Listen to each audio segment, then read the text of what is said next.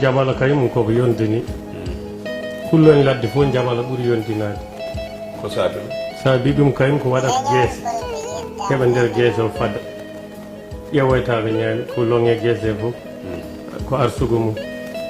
mbuubu ɓuri heñade aduna he fof kala ko yimme mat kayne newnana tan ko mbuubu ko mbuubu filima hen tan jaggi mbuubu ɗon waɗat ɗon resata buube teng ɓurdam mum fof ko hen yaltata jippataka sa ƴeewi noon kilifa mbaɗon ceerno ni liggotoɓe waɗen amen ɓe gonata cuuɗi koko naate suude heɓe padata ɓe kewani ƴeewoyde yaade no jiili o ko jiiɗa hen yiili o fof suwa dañde sago mum taw jiɗɗa wiide ma ko onon seerna ko onon kewi jiɗɗade sifa jamal e jamal ko gootum e jamal ko gootum ceerno yiiɗi ko jooɗade fada ha woda ko file mum awɗon file muɗum ɗum noon wadde yomi ko wono ɓeydada nde sobo nabi bandiraɓe jiiɗi famde kalta ko